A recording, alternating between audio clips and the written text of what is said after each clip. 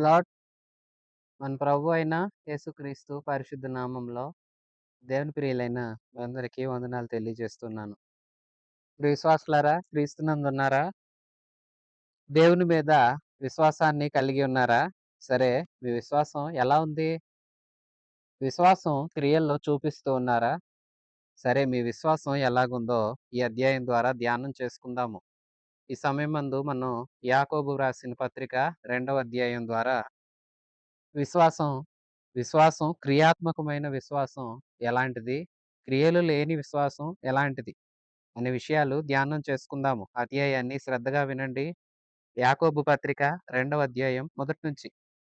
నా సహోదరులారా, మహిమ స్వరూపియగు మన ప్రభువైన యేసుక్రీస్తుని గురించిన విశ్వాస విషయంలో మోమాటం గలవారై ఉండకుడి. ఎలాగనగా బంగారు ఉంగరం పెట్టుకొని ప్రశస్త వస్త్రములు ధరించుకొనిన ఒకడు మీ సమాజ మందిరంలోనికి వచ్చినప్పుడు మురికి బట్టలు కట్టుకొనిన దరిద్రుడును లోపలికి వచ్చిన ఎడల మీరు ప్రశస్త వస్త్రములు ధరించుకొనిన వానిని చూచి సన్మానించి నీవిక్కడ మంచి స్థలమందు కూర్చుండమని చెప్పి ఆ దరిద్రునితో నీవిక్కడ నిలువుము, లేక ఇక్కడ నా పాదపీఠము దగ్గర దిగువన కూర్చుండమని చెప్పిన ఎడల మీ మనస్సులో భేదములు పెట్టుకొని మీరు దురాలోచనతో విమర్శ చేసిన వారగుదురు కారా? నా ప్రియ సహోదరులారా, ఆలకించుడి. ఈ లోక విషయంలో దరిద్రులైన వారిని విశ్వాసమందు భాగ్యవంతులుగాను, తన్ను ప్రేమించు వారికి తాను వాగ్దానం చేసిన రాజ్యమునకు వారసులుగాను ఉండుటకు దేవుడు ఏర్పరచుకొనలేదా? అయితే మీరు దరిద్రులను అవమానపరచుదురు, ధనవంతులను మీ మీద కఠినముగా అధికారం చూపుదురు. మిమ్మును న్యాయ సభలకు ఈడ్చుచున్న వారు వీరే గదా! మీకు పెట్టబడిన శ్రేష్టమైన నామమును దూషించువారు వీరే గదా! మెట్టుకు నీ వలె నీ పొరుగువాని ప్రేమించుమను లేఖనములో ఉన్నట్టి ప్రాముఖ్యమైన ఈ ఆజ్ఞను మీరు నెరవేర్చిన ఎడల బాగుగానే ప్రవర్తించిన వారగుదురు. మీరు పక్షపాతం గలవారైతే ధర్మశాస్త్రము వలన అపరాధులని తీర్చబడి పాపము చేయువారగుదురు.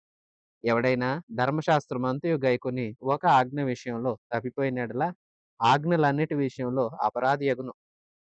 వ్యభిచరించవద్దని చెప్పినవాడు నరహత్య చేయవద్దనియు చెప్పెను గనుక నీవు వ్యభిచరింపకపోయినను నరహత్య చేసిన ఎడల ధర్మశాస్త్ర విషయంలో అపరాధివైతివి. స్వాతంత్ర్యము ఇచ్చు నియమము చొప్పున తీర్పు పొందబో వారికి తగినట్లుగా మాట్లాడుడి. అలాగు అలాగుననే ప్రవర్తించుడి. కనికరము చూపినవాడు చూపనివాడు కనికరం లేని తీర్పు పొందును. కనికరము తీర్పును మించి అతిశయపడును. నా సహోదరులారా, క్రియలు లేనప్పుడు ఎవడైనా తనకు విశ్వాసం కలదని చెప్పిన ఎడల ఏమి ప్రయోజనం? అట్టి విశ్వాసం రక్షించగలదా? సహోదరుడైనను సహోదరి అయినను దిగంబరి అయి ఆనాటికి భోజనం లేక ఉన్నప్పుడు మీలో ఎవడైనా శరీరమునకు కావలసిన వాటిని ఇయ్యక సమాధానంగా వెళ్ళుడి, చలి కాచుకోండి, తృప్తి పొందుడి అని చెప్పినడలా ప్రయోజనమేంటి? అలాగే విశ్వాసము క్రియలు లేనిదైతే అది ఒంటిగా ఉండి మృతమగును. అయితే ఒకడు నీకు క్రియలున్నవి, నాకు నీకు విశ్వాసం ఉన్నది, నాకు క్రియలున్నవి. క్రియలు లేకుండా నీ విశ్వాసం నాకు కనపరచుము. నేను నా క్రియల చేత నా విశ్వాసమును నీకు కనపరుతునని చెప్పును. దేవుడొక్కడే అని నీవు నమ్ముచున్నావు. అలాగ నమ్ముట మంచిదే. దెయ్యములను దెయ్యములను నమ్మి వణుకుచున్నవి. వ్యర్థుడా, క్రియలు లేని విశ్వాసము నిష్ఫలమైనదని తెలుసుకొనగోరుచున్నావా?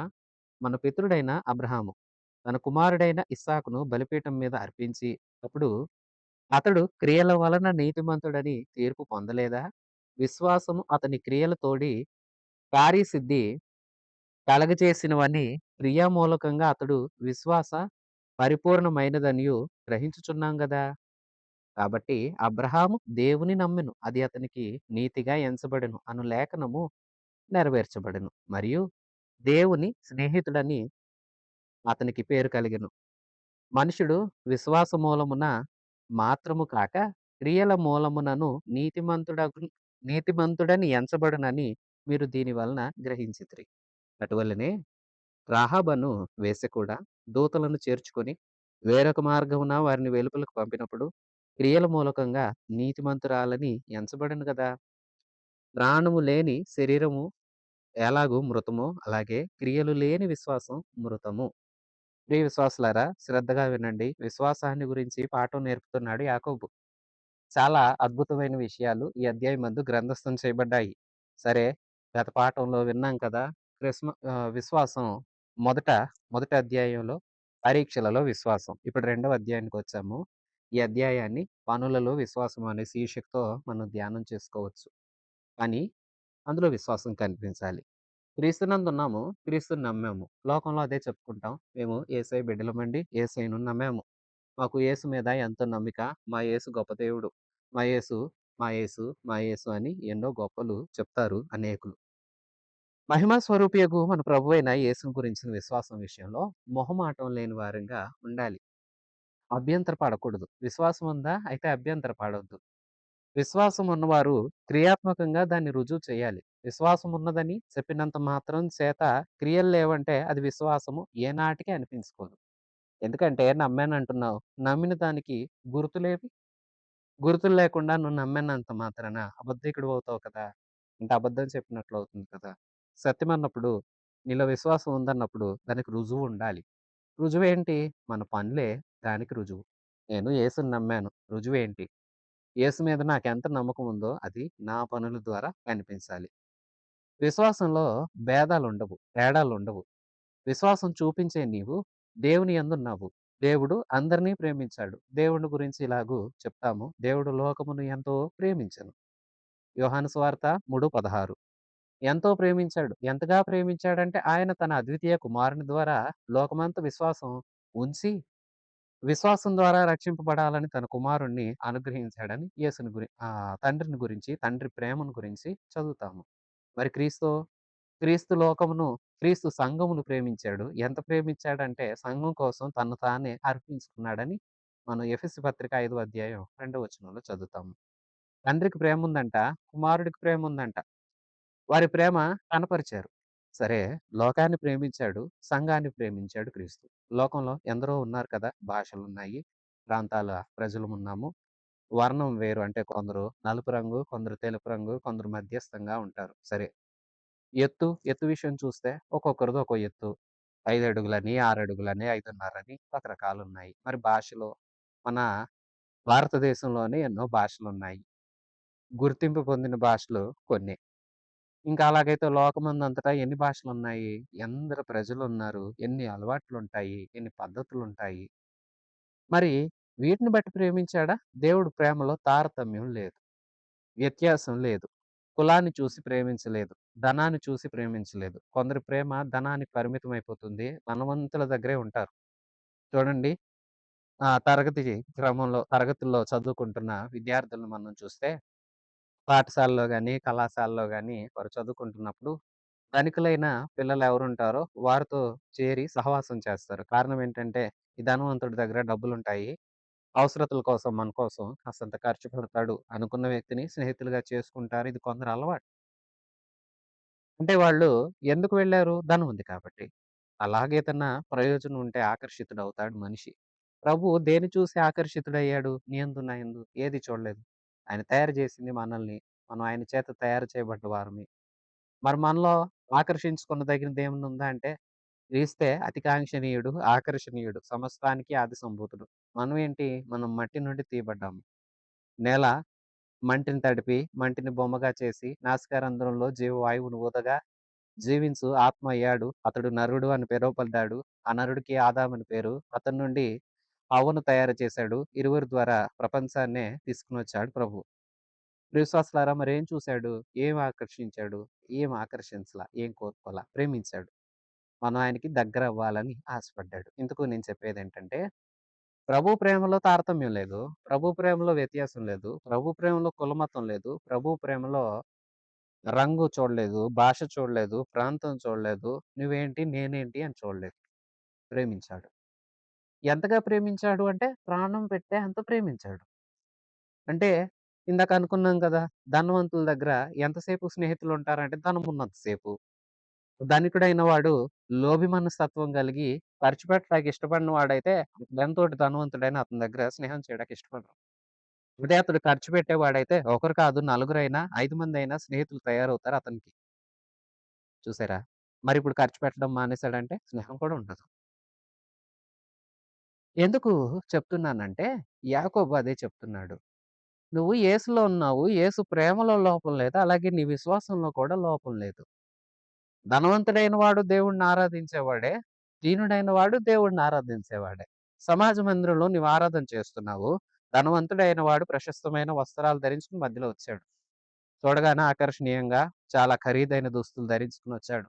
వెంటనే లేచి వందనాలు చెప్పి, "రండి, ఇదిగో ఈ మంచి స్థలంలో కూర్చోండి" అని గౌరవించి, కాస్తంత తన స్థితిని బట్టి ఏదో తక్కువగా ఉన్నా, తనకంత ఖరీదైన దుస్తులు కొనుక్కునే అవకాశం లేక తనకున్నవి వేసుకొనొచ్చిన మరొక పేదవాడు కూడా అదే సమయానికి ఆరాధనకొచ్చాడు. ఏం చేస్తావు నీవు?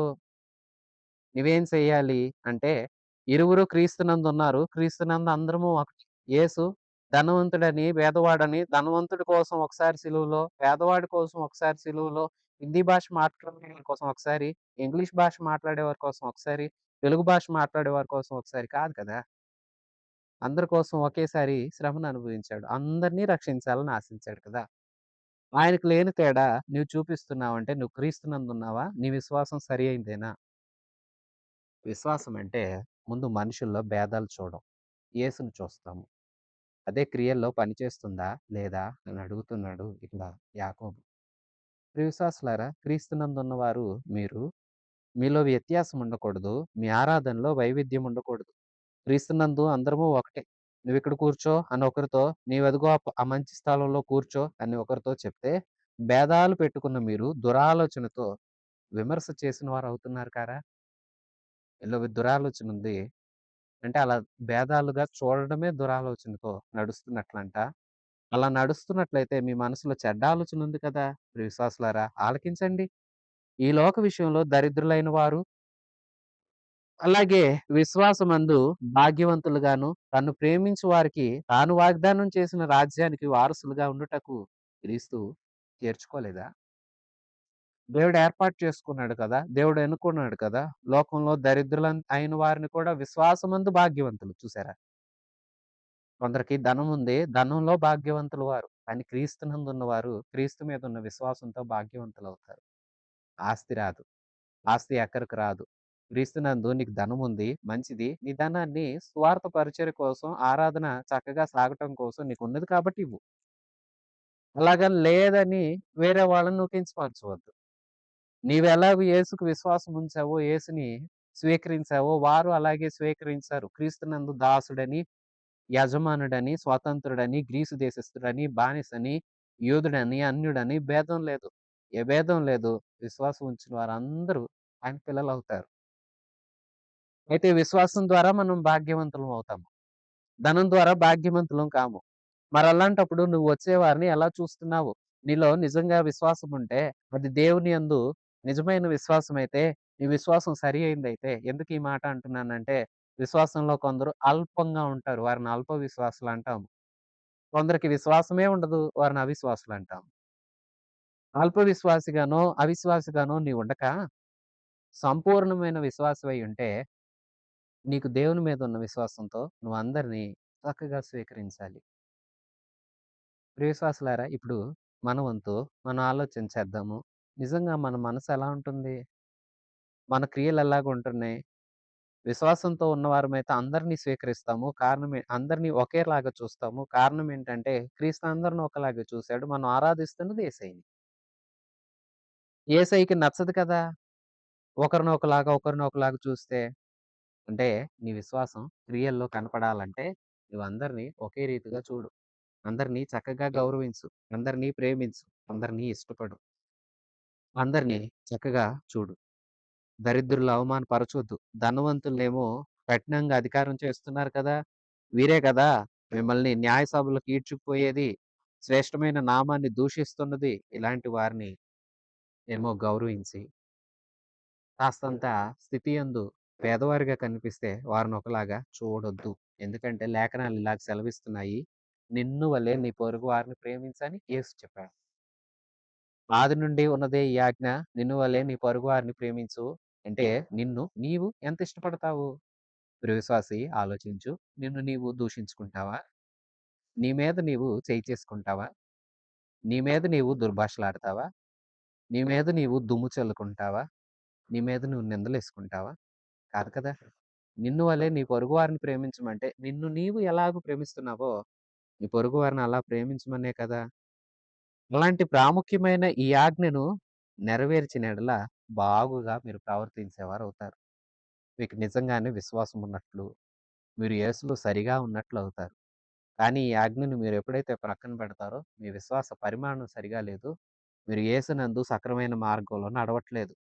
మీరు పక్షపాతం గలవారైతే ధర్మశాస్త్రం మిమ్మల్ని అపరాధులని తీరుస్తుంది. అపరాధులైతే పాపులవుతారు. ధర్మశాస్త్రం అంతా నెరవేర్చాలి. కొందరు కొన్ని ఆజ్ఞలు బాగా పాటించి, కొన్ని విషయాల్లో చూడండి నిజంగా కొందరు ఎంత భక్తిపరులో, అమ్మో! వారు చూస్తే ఎంత ప్రార్థనా పరులు, ఎంత దైవభయం ఉన్నారు అన్నట్లుగా కనిపిస్తారు. ఆరాధన క్రమాలంటే ఎంత ఇష్టమో కొందరిని గమనించవచ్చు మనం. ఆరాధన క్రమాలు ఎంత ఇష్టమో, వాక్య పరిచర్య చేస్తున్నప్పుడు సేవకుల మాటలు ఎంత చక్కగా వింటారు. కొందరైతే రాసుకుంటారు. ఇంకా ఇలాగ ఎన్నో రకాల అనుభవాలతో మనుషులు నడిపించబడతారు. కానీ వీరిలో తోటి వారిని ప్రేమించే తత్వం ఉండదు. ఆత్మీయత ఉండదు. వీళ్ళని భక్తులందామా? మరి అంతా భక్తులుగా లాగా ఎలాగుండాలి? ఎలా ప్రార్థన చేయాలి? ఎలా వాక్యం చదవాలి? ఎలా మందిరానికి రావాలి? ఎలా మందిర క్రమం తప్పకుండా పాటించాలి? ఉపవాసాలుండాలి. అన్నీ తెలుస్తున్నాయి. అన్నీ తెలిసినంత మాత్రాన, ప్రేమ లేనంత మాత్రాన సరే అందామా? ప్రభు అస్సలు ఒప్పుకోడు. కారణం ఏంటంటే, అంతా నెరవేర్చి చిన్న విషయాల్లో లేదా 1, 2 విషయాల్లో అసలు ప్రాముఖ్యమైన విషయాల్లో తప్పిపోతారు కొందరు. అలా తప్పిపోతే అన్ని విషయాల్లోనే తప్పిపోయినట్లు కదా! నీకు విశ్వాసం ఉంటే తప్పిపోవు కదా! అర్థమవుతుందా? క్రీస్తునందున్నామంటే యేసు మనల్ని తన ప్రేమతో అన్నీ చక్కగా చేయిస్తాడు. యేసుని నువ్వు నిజంగా నమ్మితే నిజమైన విశ్వాసం అంటే ఏంటంటే యేసుని నా నా తండ్రి ఆయన నాతో ఉన్నాడు. నాకై ప్రాణత్యాగం చేశాడు. నన్ను నిత్యము చూస్తున్నాడు. ఆయన నా ప్రక్కనే నిలుస్తున్నాడని మనం నమ్మటం. ఇప్పుడు ఆయన నా తండ్రి అని నమ్మానంటే, ఆయన నా ప్రక్కనే ఉన్నాడని నమ్ముతున్నానంటే, ఆయన నా దేవుడు, నా మొర వింటున్నాడు, నా పనులు చూస్తున్నాడు, అసలు నా ప్రక్కనే ఉన్నాడని నేను నమ్ముతున్నానంటే, ఇంతటి విశ్వాసం నాకుందంటే, మరి ఇంతటి విశ్వాసం ఉన్న నేను, యేసు నా ప్రక్కనే ఉండగా, ఈ చేయకుండా పనులు చేస్తే, నాలో విశ్వాసం ఉన్నట్లా? అంటే ఏంటి? అన్ని విషయాల్లోనేమో దేవుడు నా ప్రక్కనున్నాడు. కొన్ని విషయాల్లోనేమో ఆయన చూసి చూడనట్లు వదిలేస్తాడు అనా? అంటే నీ క్రియల ద్వారా నీవు విశ్వాసివో, అవిశ్వాసివో నీవే రుజువు చేస్తావు. నీకు నిజమైన విశ్వాసం ఉంది అంటే, నీ పనులు కూడా విశ్వాసికి తగినట్లు ఉండాలని ఈ అధ్యాయం స్పష్టంగా తెలియచేస్తుంది. ఇందులో తేడా ఏమీ లేదు ప్రియ విశ్వాసులారా. నిజమే మనందరికీ యేసు ఉన్నాడని, ఆయన మనతో ఉన్నాడని, ఆయన మనల్ని చూస్తున్నాడని, ఇంకా వాగ్దానాలు కూడా ఎత్తిపడతాము. నిన్ను కాపాడువాడు కునుకుడు నిద్రపోడని, నా పక్కనున్నాడని, కుడి ప్రక్కన నీడగా ఉంటానన్నావు కదా ప్రభువా! యుగ సమాప్తి వరకు మాతోనే ఉంటానన్నావు కదా ప్రభువా! నువ్వు నిజంగా నాతో ఉన్నావని నేను నమ్మి ప్రార్థిస్తున్నాను. అవును. ప్రార్థన అంతసేపు నమ్ముతాము. ప్రక్కనే ఉన్నాడు, వింటున్నాడంటాము. మరి కొన్ని సంభాషణల్లో మనం నోరు మెదపకూడదు కదా! కొన్ని పదాలు మనం వాడకూడదు కదా! అలాంటి చోట్లకు వెళుతున్నామంటే, అలాంటి మాటలు వింటున్నామంటే, అలాంటి పనులు చేస్తున్నామంటే, ఆ కాసేపు ప్రభు లేడా? అంటే మిగతా అంతసేపు ఉన్నాడు. నీకు నచ్చింది చేసేటప్పుడేమో ప్రభు అప్పుడు లేడు. అప్పుడు బ్రేక్ తీసుకొని కాస్త దూరం అల్లంత దూరం వెళ్ళేసి, ఆయన ఏదన్నా దుకాణానికి వెళ్ళి కాస్తంత టీ, కాఫీ ఏమన్నా తాగేసి వచ్చే వరకు నువ్వు ఈ పని చేసుకోవచ్చా? మళ్ళా ఆయన రాగానే అమ్మో! యేసున్నాడు, నా ప్రక్కనే ఉన్నాడు, ఇలా చేయకూడదు, ఇలాగుందామా? ఇది విశ్వాసికి తగినదేనా? అసలు అలాగైతే విశ్వాసం ఉన్నట్లా? యేసు ఉన్నాడంటే నిత్యం ఉన్నాడు కదా!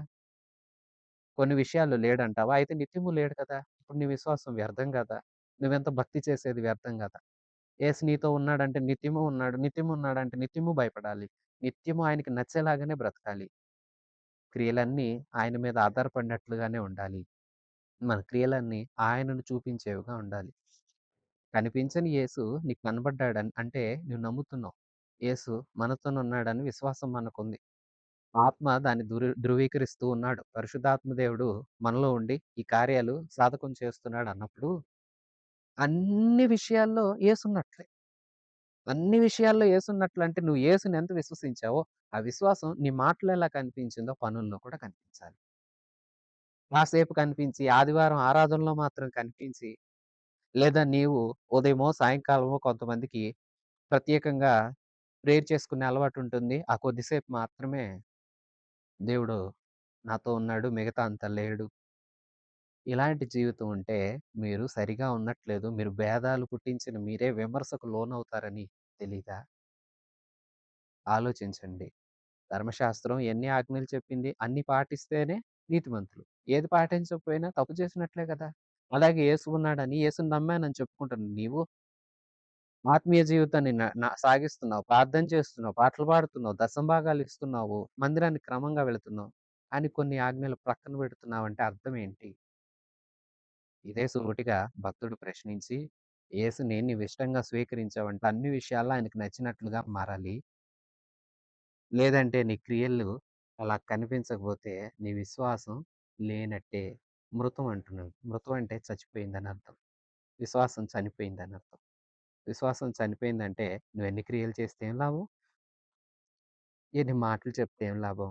క్రియల్లో కనిపించకపోతే అని సూటిగా అడుగుతున్నాడు. ప్రియ విశ్వాసులారా ఆలోచించండి. స్వాతంత్రమిచ్చు నియమం చొప్పున తీర్పు పొందబో వారికి తగినట్లుగా మాట్లాడండి. అలాగే ప్రవర్తించండి. మంచిగా ప్రవర్తించండి. కనికరం చూపనివాడు కనికరం లేని తీర్పు పొందుతాడు. కనికరం తీర్పును మించి అతిశయపడుతుంది. తోటివారిని కనికరించండి. యేసు ప్రేమించాడు కదా! ఆ యేసుని నమ్మావు కదా! నమ్మిన నీవు యేసుకు తగ్గట్లు బ్రతకాలి కదా! మన నమ్మిక ఏంటండి? యేసున్నాడు. ప్రాణత్యాగం చేశాడు. తిరిగి లేచాడు. తిరిగి లేచి తండ్రి యొద్దకెళ్ళాడు. తన ఆత్మను పంపాడు. ఇప్పుడు ఆత్మ ద్వారా మనం నడిపించబడుతున్నాం. ఆత్మదేవుడు మనతో మాట్లాడుతున్నాడు. మనలో ఉంటున్నాడు. మనకో నిరీక్షణ ఉంది. అదేంటంటే యేసయ్య దగ్గరికి త్వరలో వెళ్ళబోతున్నాం. నేరుగా ఆయన్ని చూస్తాం. పరలోకం వెళ్తాం. ఇది కదా మన ఆశ. అలాగన్నప్పుడు యేసు ప్రాణత్యాగం ఎందుకు చేశాడు? పాపం పోగొట్టాలని. మరి పరలోకం వెళ్ళాలంటే పరిశుద్ధులుగా ఉండాలి. పరిశుద్ధులుగా ఉండాలంటే మంచి పనులు కనిపించాలి కదా! ఈ నమ్మకం పరలోకం చేరాలని ఆసుందే. చేరుస్తాడనే నమ్మకం ఉంది కదా! మరి ఆ నమ్మకానికి తగినట్లుగా నీ పనులు కనిపించాలి కదా! దినదినం నువ్వు యేసు ఎలా కోరుకున్నాడో అలా జీవించాలి కదా! నీ జీవిత విధానంలోనే యేసు కనిపించాలి. అప్పుడే నువ్వు యేసుని విశ్వసించినట్లు.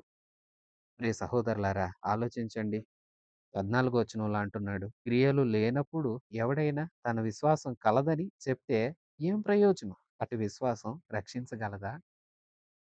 కొందరు క్రియలు లేవు కానీ అంటారు నేను యేసయ్యని నమ్ముతున్నానండి. అన్యులు కూడా చెప్తారు యేసుని నమ్ముతున్నామండి. యేసుదేవుడు మంచోడండి అంటారు. మరి వాళ్ళు ఆరాధించట్లేదు కదా! పేరుకి చెప్తున్నారు. మనం అంతేనా? అలాంటప్పుడు ఆ విశ్వాసం రక్షిస్తుందా? ఉంది అని చెప్పుకున్నంత మాత్రం చేత అది క్రియల్లో లేనప్పుడు అది మనల్ని కాపాడుతుందా? సహోదరుడైనా, సహోదరి అయినా దిగంబరి అయి ఆనాటికి భోజనం లేక ఉన్నారు. ఎన్ని ఉదాహరణలు చెప్తున్నాడో చూడండి. మొదటి ఉదాహరణలో చక్కగా అడిగాడు.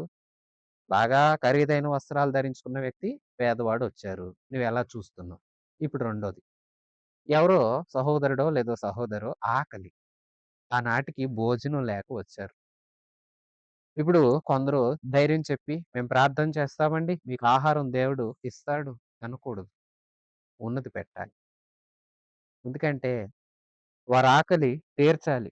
అంతేగాని ఎవడైనా శరీరాన్ని కాపాడుకోండి, మీరు చలి కాసుకొనండి, మీరు మంచిగా ఉండండి అని చెప్తే ఏం ప్రయోజనం? తినడానికి అంత ఆహారం ఇస్తే కదా! నువ్వు సరి అయిన జీవిత విధానంలో ఉన్నావు అని ఎంత చక్కగా అడుగుతున్నాడు. ప్రియ విశ్వాసులారా, విశ్వాసం అంటే మాటల్లో చెప్పి ఏదో అదిగో అక్కడేదో ఉంది. అది నీ దగ్గరికే వచ్చేసింది. నమ్ము అంటే కాదు. నీ క్రియల్లో కూడా కనిపించాలి. నువ్వు క్రియాత్మకంగా నీ విశ్వాసాన్ని ధృవీకరించాలి. యేసుని నమ్మాను అంటున్నావు. యేసు ఎలాంటి దేవుడో నువ్వు ఇతరులకు చూపించాలి. అప్పుడే నువ్వు యేసుని నమ్మినట్టు. యేసులాంటి క్రియలు నీలోనే ఉంటేనే నీవు యేసయ్యను నమ్మినట్టు. యేసయ్యకు నీవు ఒక పత్రికగా కనిపిస్తే లోకం నీలో యేసయ్యను చూడగలిగినప్పుడే నువ్వు యేసయ్యకు నిజమైన బిడ్డవు. యేసయ్య నిన్ను బట్టి సంతోషిస్తాడు. యేసు నామం నా ద్వారా మహింపరచబడుతుంది. అలాంటి క్రియలు లేవన్నప్పుడు మనమే నమ్మనట్లు కదా! మనం యేసుని నమ్మామంటే యేసుకు నచ్చినట్లుగా ఉండాలి. యేసు కోరినట్లుగా ఉండాలి. అది ప్రతి క్రియలోనూ కనిపించాలి. ప్రతిరోజు కనిపించాలి. ప్రతి సమయమందు కనిపించాలి. ఇప్పుడే మనం ఒక చక్కనైన మార్గంలో, బాటలో నడిచేవారమవుతాము. దేవునికి ఇష్టమైన పిల్లలమవుతాము.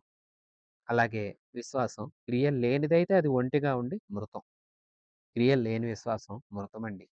పేరుకి చెప్పారంటే ఉన్నదో లేదో రుజువు ఉంటేనే అది నిజం. రుజువు లేకపోతే అది అబద్ధం. ఏంటి రుజువు అంటే పనులే రుజువు. అయితే ఒకడంటాడు, "నీకు విశ్వాసం ఉంది. నాకు క్రియలున్నాయి.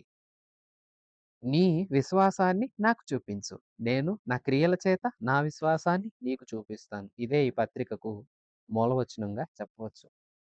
క్రియలు లేని విశ్వాసం మృతం. విశ్వాసం ఉందని చెప్పావు. మరెప్పుడు చూపిస్తావు? చూపించగలి క్రియలతో చూపించేదే నిజమైన విశ్వాసం. నిజమైన నమ్మిక. యేసుని ఆరాధిస్తున్నావు. విశ్వాసమనున్నది నిజ విశ్వాసమనున్నది నిరీక్షింపబడు వాటి యొక్క నిజ స్వరూపం. అదృశ్యమైనవి ఉన్నవనుటకు రుజువని హెబ్రీ పత్రిక 11వ అధ్యాయంలో మనం చదివాం కదా! అంటే ఇక్కడ ఏం మాట్లాడుతున్నారు? విశ్వాసం అనేది మనం ఏది నిరీక్షిస్తున్నాం? యేసయ్య ఉన్నాడు. ఆయన ఒక రాజ్యం ఇస్తాడని నిరీక్షిస్తున్నాం. నిరీక్షణ యొక్క నిజ రూపం. అదృశ్యమైనవి మనకు కనిపించలేదు. కానీ మనం విన్నాము. యేసునందు అవి ఉన్నాయని నమ్ముతున్నాం. ఈ నమ్మికే విశ్వాసం అన్నాము. ఇప్పుడు ఇలా నమ్మిన నీవు యేసుని నీ క్రియల ద్వారా చూపించాలి. నువ్వు యేసయ్యని నమ్మావంటే యేసయ్య ఎలాంటి దేవుడు? యేసయ్య ప్రేమించే దేవుడు. నీలో ప్రేమ ఉంటేనే నువ్వు యేసయ్యని నమ్మినట్లు. ఎందుకంటే నమ్మకం మాత్రం ఉంది. క్రియలు లేవంటే అది విశ్వాసం అనిపించుకోదు. అది మృతం. చచ్చిపోయినదై ఉంటుంది. చచ్చిపోయింది ఉన్నదని చెప్తే ఎవరు నమ్ముతారు? నమ్మరు కదా! విశ్వాసం బ్రతికుందా? అయితే అది నీ క్రియల్లో ఉండాలి. క్రియలు లేకుండా నువ్వు విశ్వాసాన్ని చూపించలేవు. యేసు వస్తాడు. యేసు కూడా పరీక్షిస్తాడు. యేసు నిన్ను నన్ను పరీక్షించినప్పుడు క్రియలు చూస్తాడు. క్రియల ద్వారానే వింటున్నామో లేదో, నిజంగా విశ్వాసం ఉంచామో లేదో తెలుస్తుంది కదా! నిజమైన విశ్వాసం క్రియలతో కనిపిస్తుంది స్పష్టంగా. ఎంతమంది చూసినా కనిపిస్తుంది. విశ్వాసం లేని వారు చూపించలేరు. ఇద్దరి గురించి ఉదాహరిస్తున్నాడు భక్తుడు. మొదటి వ్యక్తి అబ్రహాము. అబ్రహాము దేవుణ్ణి నమ్మెను. అది అతనికి నీతిగా ఎంచబడెను. అబ్రహాం విశ్వాసం చాలా గొప్పది. ఎందుకంటే తాను అంతకుముందు ఎప్పుడు చూడలేదు, ఎప్పుడు వినలేదు. ఒకానొక సమయాన అబ్రాము నీవు లేచి నీ తండ్రి ఇంటిని, నీ దేశాన్ని, బంధువుల్ని విడిచిపెట్టి నేను చూపించు చోటికి వచ్చెయి. ఒక్క స్వరం వినిపించింది. ఆ ఒక్క స్వరాన్ని నమ్మి వెళ్ళాడు. వెళ్ళి ఆయనతోనే నడిచాడు. ఈ స్వరం నన్ను పిలిచింది. ఆ స్వరం నా దేవునిది. ఆయన నిజ దేవుడు. ఆయన నన్ను దీవిస్తాడు. ఆయన చెప్పింది చేస్తాడు. అంతే నమ్మకం అండి. ఆధారాలు చూపించు ప్రభువా, ఇంకోటి చెయ్యి ప్రభువా అలా ఏం కాదు. నమ్మాడు. నన్ను పిలిచిన స్వరం. అది దేవుని స్వరం. నా పేరు పెట్టి పిలిచాడు. ఆయన చెప్పాడు చేస్తాడు. ఎంతటి నమ్మకం అంటే నాకు బిడ్డల్ని ఇస్తాడు అని నమ్మాడు. నమ్మాడు. నమ్మాడు. నమ్మాడు. 25 సంవత్సరాలు ఎదురు చూపు తర్వాత బిడ్డ కలిగాడు. మరలా బిడ్డ పుట్టి బిడ్డ ఎదుగుతూ కాస్త వయసు వచ్చే సమయానికి అదే స్వరం మరలా అడిగాడు. స్వరంతో అడిగాడు దేవుడు. అబ్రాహాము నీ బిడ్డను నాకు బలి ఇచ్చెయి. అబ్రాహాము అప్పుడు కూడా నమ్మాడు. నాకు బిడ్డనిచ్చిన దేవుడు నా బిడ్డను అడుగుతున్నాడు. ఇచ్చినా మరలా బ్రతికిస్తాడు. లేదంటే మరలా ఇంకో బిడ్డనైనా నాకు ఇస్తాడు. ఆయన అడిగాడు. ఆయనే నన్ను పిలిచాడు వచ్చాను. ఆయనే నాకు బిడ్డనిస్తానన్నాడు ఇచ్చాడు. ఇప్పుడు ఆయనే బిడ్డను అడుగుతున్నాడు. నేనిస్తానని సాహసించి దేవుడు చూపించే కొండకు వెళ్లి ఇస్సాకును కట్టెల పైన పరుండబెట్టి ఎత్తి ఎత్తి ఇక వధించడానికి సిద్ధపడిపోయాడు. అన్నాడు దేవుని స్వరం మరలా ఆపింది. ఆగిపో. ఇందును బట్టి నీవు నాకు భయపడువాడవని నాకు తెలిసింది. నీ బిడ్డని నీవే తీసుకొని వెళ్ళిపో. అబ్రాహాము ఎంత గొప్ప నమ్మకం అంటే, దేవా నేను నిన్ను నమ్ముతున్నానులే గాని నేనింకోటేదో చేస్తాను అనలేదు. తన నమ్మకాన్ని క్రియలతో చూపించాడు. దేవుడు బ్రతికించాలంటే ఈ బిడ్డ ఒకవేళ చనిపోయినా బ్రతికించగలడని నమ్మాడు గనకనే క్రియలతో చూపించాడు. అంతేగాని అయ్యా అలాగంటావేంటి? ఇన్నేళ్ల తర్వాత ఇచ్చిన బిడ్డ నువ్వు కావాలంటావేంటి? లేదు. ఎంత నమ్మకం ఉందంటే దేవుని మీద, దేవుడేది చెప్పినా అది చేశాడు కదా! యాకోబు అదే అంటారు. మరి నువ్వు యేసయ్యని ఆరాధిస్తున్నా అంటున్న నీలో క్రియలేవి? యేసయ్యని ఇష్టపడుతున్నాను, విశ్వసిస్తున్నాను అన్న నీలో క్రియలున్నాయా? రెండో వ్యక్తి రాహాబు. ప్రియ విశ్వాసులారా, ఈమెను గురించి ఇక్కడ పేర్కొనడం విశేషం. ఎందుకో చెప్పనా? వేశ్య అని స్పష్టంగా వ్రాయబడింది కదా! అంటే బహిరంగ పాపి. అందరి దృష్టిలో ఆమె పాపి. కానీ ఆవేళ ఏం జరిగింది? వేగుల వారు చూడ్డానికి వెళ్లారు. ఆమె ఇంటికి చేరారు. ఆమె వారు ఎవరని తెలుసుకుంది. వారు ఇశ్రాయేలీయులు. అయితే ఆమె స్పష్టంగా చెప్పింది, "అయ్యా! ఇశ్రాయేలీయుల గురించి మేము విన్నాము. మా అందరి ధైర్యం చెడిపోయింది. దేవుడు ఉన్నాడు. మీ దేవుడు గొప్ప దేవుడు. నిశ్చయముగా మీకు ఈ దేశాన్ని ఇచ్చేస్తాడు. ఆయన ఇస్తాడని మాకు నమ్మకం కలిగింది. నీవు ఒక్క పని చెయ్యి. మీరు నాకో మాట ఇవ్వండి. మీ దేవుడు మీకు ఈ దేశాన్ని ఇచ్చేటప్పుడు ఈ ప్రజలతో కూడా నన్ను, నా ఇంటిని నశింపచేయొద్దు. మమ్మల్ని కాపాడండి. అలాగంటేనే నేను మిమ్మల్ని దాచిపెడతా. లేదంటే మిమ్మల్ని నేనే పట్టించేస్తా" అంది. ఏమిటి నమ్మకం? ఈమెవరు? అన్యురాలు కదా! పైగా ఈమెవరు? ఒక పాపి గదా! కానీ ఈమె నమ్మకం ఏంటి? ఇజ్రాయేల్ ప్రజలనే ఒక జాతి బయలుదేరారు. వారి ఎదుట సముద్రాలు సైతము దారిచ్చింది. వారి ఎదుట నీళ్లను అనుగ్రహించింది. ఎందుకంటే వారి దేవుడు అలాగ చేయించాడు. వారి దేవుడు వారికి ఆహారం పెట్టాడు. వారి దేవుడు వారికి తోడుండగా ఏ రాజు జయించలేకపోయాడు. మా రాజులు కూడా జయించలేరు. ఈ దేశం నిశ్చయంగా వాళ్ళకిస్తాడు మా దేవుడు వాళ్ళ దేవుడు అని నమ్మింది. ఆమె నమ్మకం ఆమె ఇంటిని కాపాడింది. క్రియలతో చూపించింది. ఏంటి ఆమెకి చేసిన క్రియ తెలుసా? ఒకటి వాళ్ళకి సహాయం చేసింది. 2 నమ్మింది కాబట్టి వాళ్ళని పట్టించకుండా ఇంటిని కాపాడుకోవడానికి వాళ్ళ దగ్గర ప్రమాణం తీసుకుంది. అదే ఆమె విశ్వాసపు క్రియ. మరి నీకుందా విశ్వాసం? సరే ఉందంటున్నావు. మరి క్రియాత్మకంగా ఉందా? క్రియలు లేనిదిగా మాటల వరకే పరిమితంగా ఉందా? మాటల వరకే పరిమితమైన నీ విశ్వాసం మృతము. లేదు. అది పనికిరాదు. క్రియలతో చూపించు. యేసు కోరేది అదే. నీ విశ్వాసం క్రియలు గలదైతే ఇది దేవుడు మెచ్చుతాడు. దాన్ని దేవుడు ఆశీర్వదిస్తాడు, అంగీకరిస్తాడు. నిన్ను తన బిడ్డగా స్వీకరిస్తాడు. వింటున్న విశ్వాసి, విశ్వాసం ద్వారా యేసుని నమ్మాం. అంతేనా? విశ్వాసం ద్వారానే యేసుని నమ్మాం మనం. అంటే యేసు ఉన్నాడు. ఆయన నా కోసం త్యాగమయ్యాడు. త్యాగం చేశాడు. యాగమయ్యాడు అని నమ్మావు కదా! విశ్వాసం ద్వారా నమ్మి రక్షణ పొంది ఆయన పిల్లలమయ్యామని చెప్పుకుంటున్నాం. మరి ఆయన పిల్లలమైతే మన తండ్రిలాగా మన క్రియలుండాలి. అప్పుడే మనం నిజమైన పిల్లలం. నిజమైన విశ్వాసులం. తండ్రి ఎలాంటి దేవుడు? యేసు ఎలాంటి దేవుడు? యేసు మన తండ్రి కదా! మరి ఈ తండ్రి పిల్లలమైన మనం యేసులాంటి క్రియలు లోకంలో చూపిస్తేనే నిజమైన విశ్వాసులం. యేసులాంటి క్రియలు కాకుండా లోకస్తుల లాంటి క్రియలు, సాతాను లాంటి క్రియలు చేశామంటే మనం లోకపు సాతానుకు పిల్లలమవుతాం గాని యేసు పిల్లలం కాలేము. నీవు యేసు బిడ్డవైతే యేసు ఎలాంటి జీవితాన్ని జీవించి, ఎలాంటి మంచి లక్షణాలు కలిగి ఉన్నాడో అవన్నీ నీ క్రియల్లో స్పష్టంగా కనిపిస్తాయి. యేసు అందరిని ఒకే రీతిగా చూశాడు. నీవు భేదాలు పెంచుకో. యేసు అక్కరలో ఉన్న వారికి సహాయం చేశాడు. మనం మాటలు చెప్పేవారంగా కాదు, సహాయం చేసేవారుగా ఉండాలి. యేసు గొప్ప దేవుడు. అబ్రహాము క్రియల ద్వారా విశ్వాసాన్ని చూపించాడు. రాహాబు క్రియల ద్వారా ఆమె అన్యురాలైనప్పటికీ విశ్వాసాన్ని చూపించింది. ఇప్పుడు నీ వంతు, నా వంతు. మాటల వరకు చెప్దామా? అది మృతమే. పనుల్లో చూపిద్దామా? అది దీవెన, దే ధన్యత. నీ విశ్వాసం, నా విశ్వాసం క్రియలు గలదిగా ఉండాలి. అంటే క్రియలతో చూపించాలి. క్రియలు లేని విశ్వాసం మృతము. క్రియలు కలిగిన విశ్వాసమే ప్రశంసనీయం. ప్రభువు వస్తున్నాడు. నీవు విశ్వాసంతో విశ్వాసిలాంటి క్రియలు చేస్తున్నావా?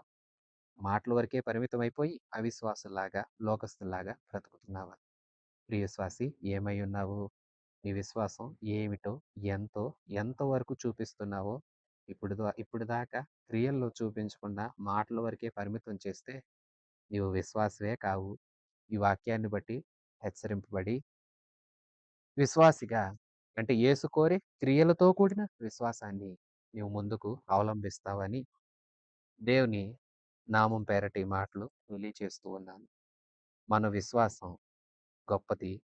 ఎందుకంటే విశ్వాసం చాలా గొప్పది. విశ్వాసం ద్వారానే భక్తులు జీవితాల్లో ఎన్నో కార్యాలు జరిగాయి. నీవు నేను అలాంటి విశ్వాసంతోనే సమస్తాన్ని జయించి యేసు పిల్లలుగా నిలబడగలుగుతాం. యేసు కోరే విశ్వాసం మనలో ఉండాలి. యేసు వస్తున్నాడు. వచ్చినప్పుడు నీలో విశ్వాసాన్ని, విశ్వాసంతో కూడిన క్రియలు చూస్తే తన రాజ్యంలో చోటిస్తాడు. మరి ప్రభువు రానయ్యుండగా నీవేమై ఉన్నావో, ఎలా జీవిస్తున్నావో ఒకసారి నిన్ను నీవే పరీక్షించుకో. ప్రభు ఈ మాటలు ప్రతివారి హృదయాల్లో స్థిరపరచునుగాక. ఆమెన్. మన ప్రభువైన యేసుక్రీస్తు కృప, తండ్రి అయిన దేవుని పరమ ప్రేమ, పరిశుద్ధాత్మ దేవుని సన్నిధి సహవాసం మనందరికీ సదాకాలం తోడయుండి నడిపించునుగాక. ఆమెన్. God bless you.